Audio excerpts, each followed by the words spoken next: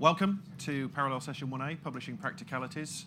The very, very practical bit of this session is, can you put your hands up if you are here to find out more about implementing CC BY licenses? Okay, I am terribly sorry. Naomi, unfortunately, has been taken ill this morning, and she's not able to make it up to talk to us today. So this is now going to be a session about the publishing practicalities of Google Analytics and outsourcing into the cloud. So if anybody wants to change their venue right now will be the time to go and do that. We won't judge you, and we won't feel sad that you're leaving us. All right. Okay. And on that note, obviously, I'm sure that you're all going to have loads and loads and loads of questions to our two esteemed speakers today, but we'll just take it as we go, so it's entirely possible we might get out just a little bit early. We shall see. Okay, let's get straight on with it. First up, we've got Alan, who's going to talk to us about Google Analytics, the good, the bad, and the API. So who here has either implemented Google Analytics or is thinking of implementing Google Analytics? Okay. Who's using another web metrics solution? Okay. Who's really, really happy with that web metrics solution? Wow, there's one person really happy with their web metrics solution. Brilliant. Stand up. Okay. Alan is a digital marketer possessing over 6 years' experience working with Google Analytics in various businesses in various different sectors. He's currently working at Digital Science, and he is Scottish and Australian and a Londoner. There's a Venn diagram. And a thoroughly nice chap who apparently needs a haircut. These are his words, so I'm allowed to say that. Jason is, I'm just going to put him forward as the enfant terrible of the scholarly publishing world at this moment in time. Not content with being VP of R&D at Mendeley, the small startup that just got taken over by Elsevier, he decided to up sticks and go and join forces with Peter Bimfield, ex of PLOS, and go and start up a small company called P&J, who have been making a few waves this year, and rightly so, because what they're doing is very, very exciting. Actually, the genesis of why Jason is here is that he did a great blog post and a Google Plus post on some of the things that they'd discovered from part of their cloud implementation, and we had a little back-channel conversation, and that's what started that. So I'm particularly interested to find out the whole business of outsourcing to the cloud. So, without further ado, Alan is going to come up first, and then we'll do some questions for Alan, then Jason, and then we'll see what we've got at the end. Thanks very much. Okay, Alan. Hello? Hello? Okay, cool.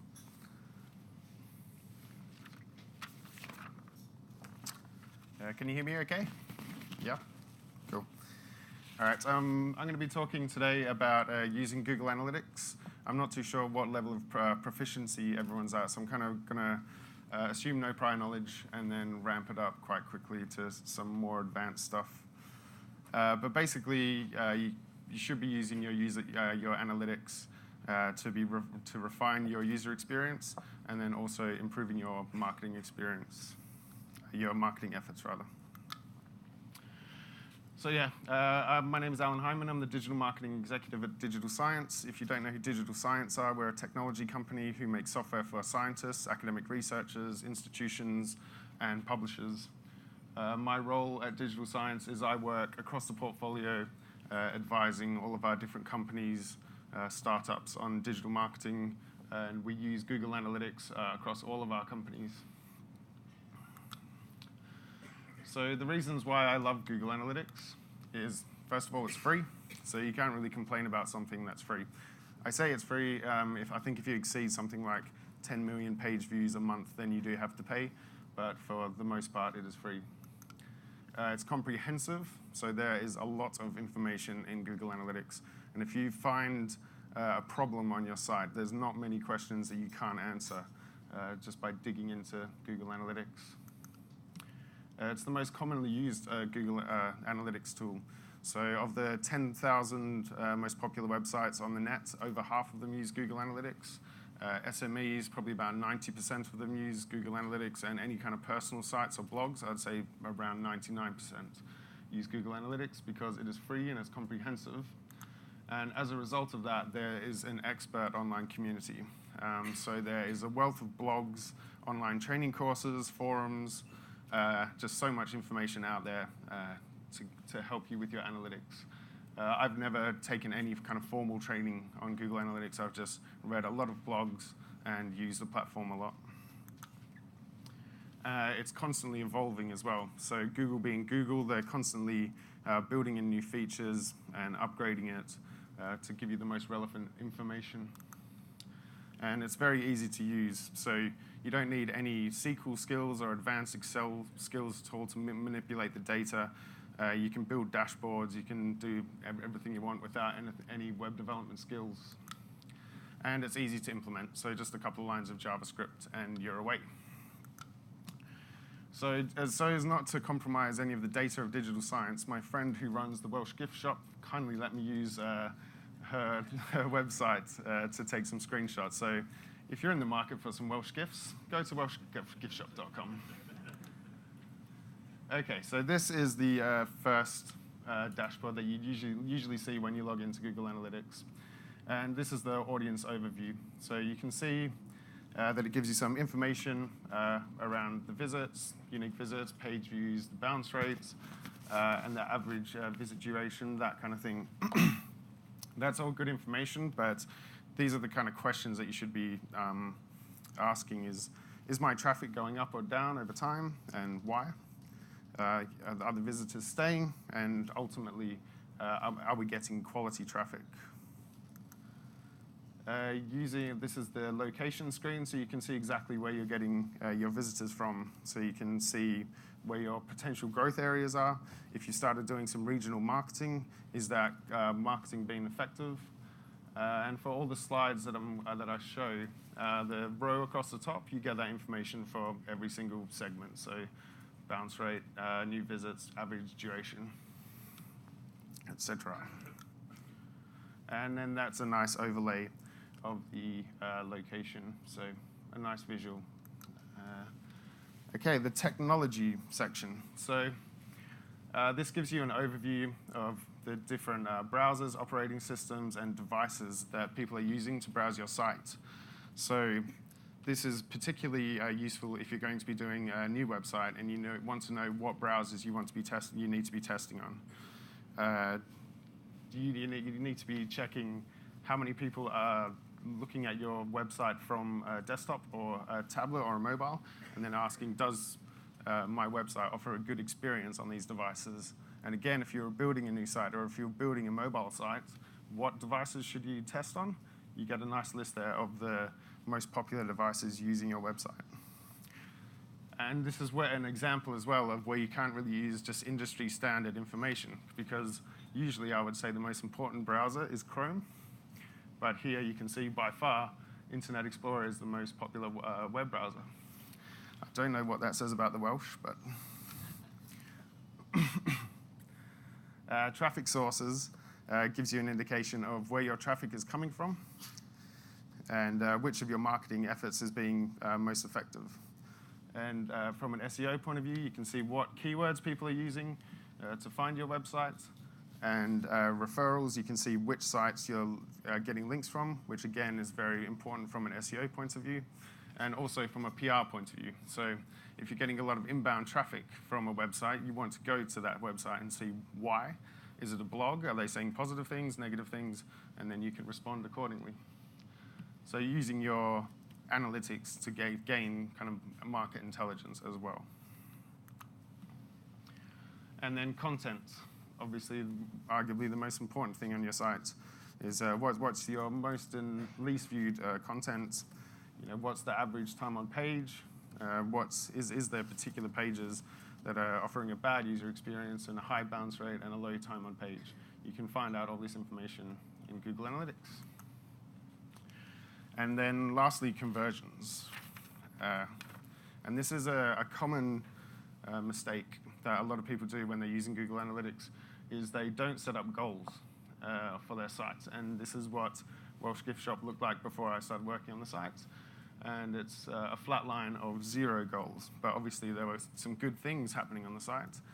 It just wasn't configured. So the first thing you need to ask yourself is, what do you want people to do when they come to your site?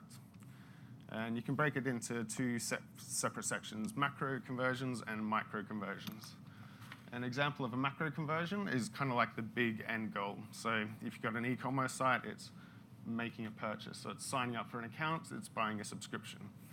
But they're not the only things that you want to be measuring as success on your website. There's other things like staying on the site for more than 5 minutes, visiting more than 5 pages, signing up for a newsletter, sharing content on social media, downloading a PDF. You can set up all these things in goals. And this is the goal setup screen. It takes 2 seconds to set up a goal, and then you start capturing that data immediately. Unfortunately, you don't get the data retrospectively, so the earlier you set up goals, the better, ideally right at the start. And then you get a nice overlay here now of all the conversions. You can see how many purchases are complete, how many people are staying on the site for a decent amount of time, and how many people are browsing. And then you can go into the conversions and say, okay, of these 48 purchases, how did they find my site? And then obviously focus your marketing efforts there.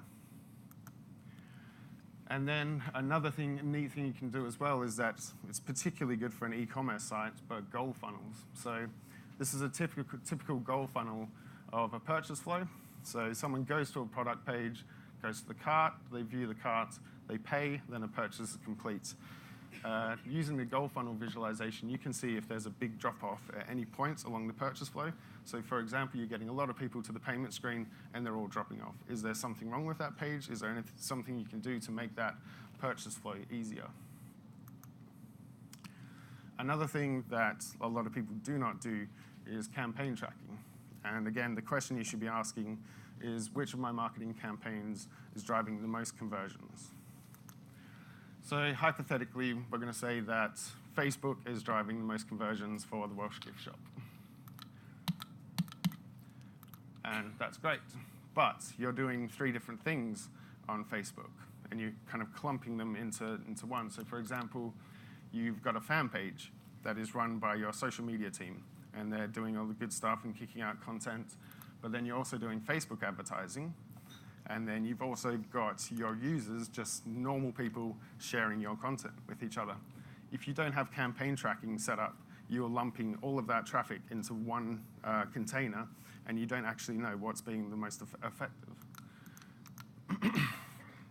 And then by the same token, you might want to check which of your marketing campaigns, or slice it a different way and see which of your marketing campaigns is being the most effective. So for example, you could run a Mother's Day campaign for the Welsh Gift Shop, and as part of that, you'll be doing fan page promotion, you'll be doing Facebook advertising, and there'll be people just sharing it because it's that time of year. So using campaign tracking, you'll be able to slice that information the different ways. Without setting that up, you basically won't be able to get that information. And it's very easy to do. Basically, all you need to do is you go to the Google URL builder, and then you put in all your information, and then down the bottom there, it kicks out that really ugly-looking URL. But this basically tells you that the source is Facebook. It was a paid search, pay-per-click. Then you can even break it down and even further into the different areas of content. So you might be running 2 different adverts on Facebook, and you want to know which one's being the most effective. So you could say content A, content B, and then the campaign is Christmas. There's also a Chrome extension, which is a lot easier to build the URLs, and then you can also just convert the URL to a bit.ly, so then it just strips out all the kind of the ugly tail end stuff. But then that's still a little bit too simplistic way to look at it, because if you look at it only on the last click, then you'll be attributing the conversion to only Facebook. When in reality, that's not how people kind of use the web, and they don't necessarily go the flow that you want them to do. They don't search for something, go to your site, buy it. They might first of all, they come through Google, and then they do a micro conversion of signing up for the newsletter. And then the second time, they come along and they have a look around the site, and then they like you on Facebook. And then, so you want to be able to attribute the money that you collected at the end to each of those channels. Because otherwise, you might start saying, okay, Facebook is working, everything isn't, we're going to focus all of our efforts on Facebook, whereas Facebook was just the last click. If you need to be able to attribute the conversion to all the different channels that contributed to it. And you can do that in the multi-channel attribution. Finally, something that you should be doing as well is using advanced segments. If you're looking at your data in aggregate, then it's almost useless, because if you were to say, okay, we're going to refine the user experience, and you clump all of your mobile data in with the people using it on your desktop, then you're going to have completely skewed results. So this is an advanced segment where it's only looking at the operating system of iOS. So then you know, okay, this is how many people visit, this is the page views, and then you can go through any report on Google Analytics with that advanced segment running, and it's only going to show you that relevant information. And finally, you need to be careful about the conclusions that you draw from your numbers. This is an example of using numbers and getting completely the wrong idea. So you should be using your Google Analytics as just one facet of your data collection. You should be doing customer surveys, you should be doing market research, as well as looking at your analytics to help you draw your conclusions. Thank you, and is there any questions? No questions? Yep. Have we got a microphone? Yep. There is a microphone on its way.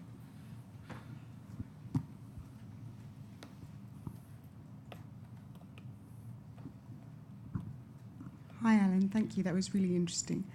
Charlie from TBI Communications. Hi. You talked briefly about the using bounce rate and time on page to assess how good the content is within the site. And one of the challenges is always understanding whether the user left that page quite quickly because they got what they wanted from it, or whether they left it quite quickly because they didn't get what they wanted from it. Have you got any thoughts on that little conundrum? It depends what the page is, really. I mean, if it's a blog article and it's a long blog article, well, blogs are a really good example, actually, where you can almost ignore bounce rate, because a lot of people come to a blog, say, via Twitter, and then they bounce back. That's how people use social media. That's how people read blogs. It's very rare that someone would come onto a blog, read it, and then say, oh, what else have they got to say? Let's have a look at their products and buy something. That's just not how people use it. So when it comes to certain pages, you can almost ignore bounce rate. But if it's a long blog post, you'd want them to be staying on the page for at least 2-3 minutes. So then that kind of shows you that they've actually read it. So this is where the micro conversions come in, and it's almost every time you build a page, you define those micro conversions and say, well, what do I want people to do on this page? Do I want them to stay? Do I want them to go through to a different page? And then you can kind of assess it. So you need to do it on a page by page basis almost.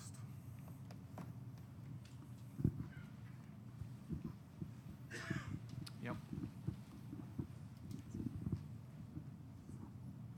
Hi, I'm Kate Mayfield from 70 Fathoms.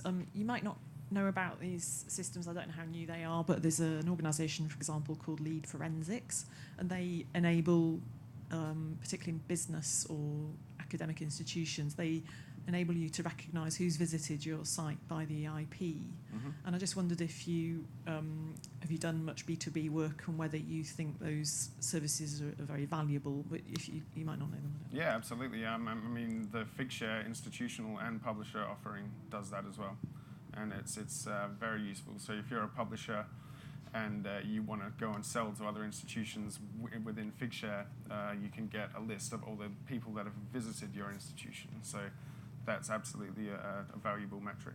Thanks. Any other questions? how is digital science, or how, one of the things that's implicit in your talk is the need to set up the thinking about what the goals are actually before you start to write, say, a piece of code about what a site's going to become. Yes.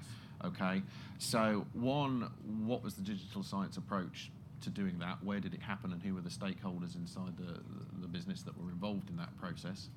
And the second question, which maybe we can broaden out a little bit, is to what extent are the outputs then fed out back into the business for action, and what are those actions that stem from that? So yeah, a good example of that is we've recently launched a research data management desktop app called Projects, and I was involved in that from the outset and made sure that all the goals were set up from day one. So then, we did the big marketing push at the start, and that's arguably when you want to start capturing data the most. So yeah, you absolutely need to set it up before you launch the site, and then because any data that you lose in those early stages is vital. And then we have a system internally where we have a look at those metrics and then feed it back to the dev team. That's the thing with analytics is you kind of need to make assumptions. So for example, the features page on our website is one of the most popular pages. Is that because people just go to the features page naturally, or does that mean that there's not enough information on the home page that it tells them that they need to go to a second page to find out more? You kind of need to make those assumptions, and that's where using other tools. So Google Analytics should only be kind of one tool in your arsenal. We should be using things like Optimizely to do A/B testing.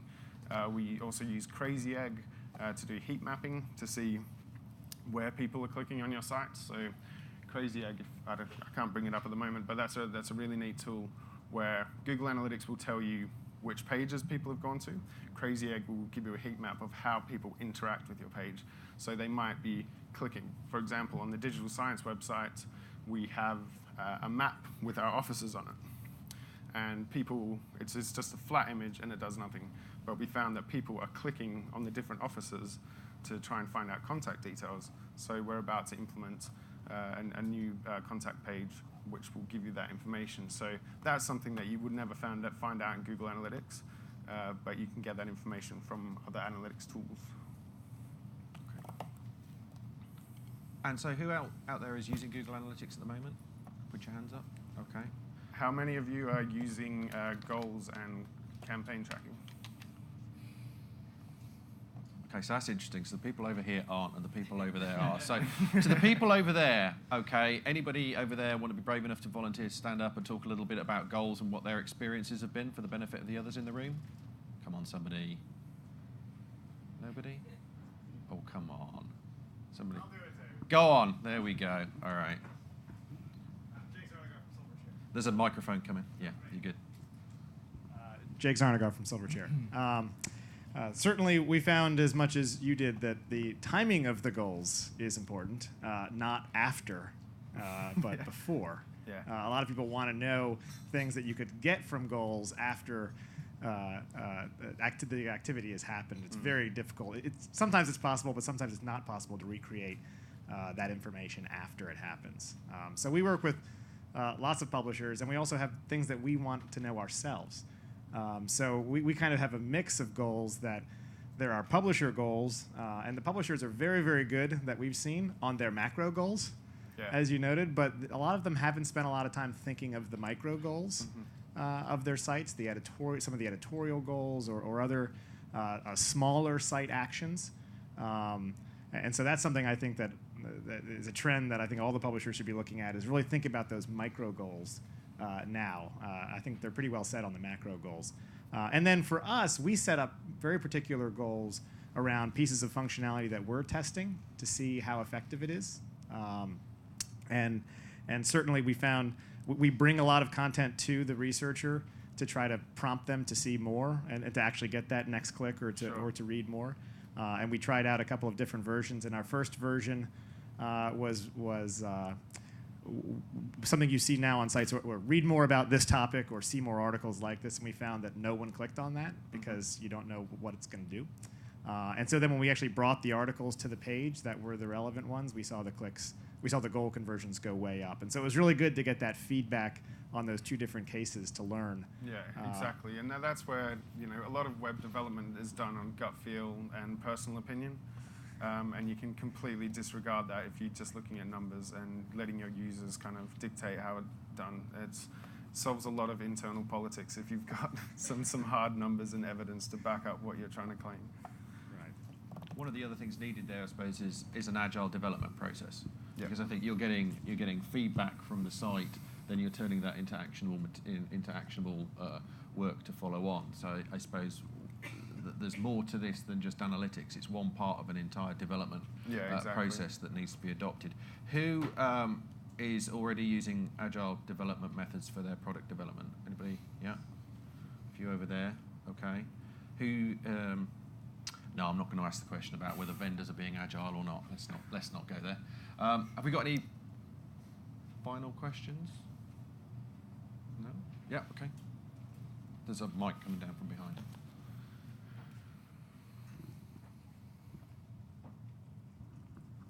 Something that publishers have always wanted to know is what actually happens after people have downloaded the PDF. And I wondered whether anybody's looking at any tools to look at that side of things. I know it's a very difficult thing to assess, but... Not to plug too much, but if they were using the ReadCube web viewer, then they'd be able to get that information from ReadCube. So, and then see how people interact with the page. So that would be my advice to them. Thank you.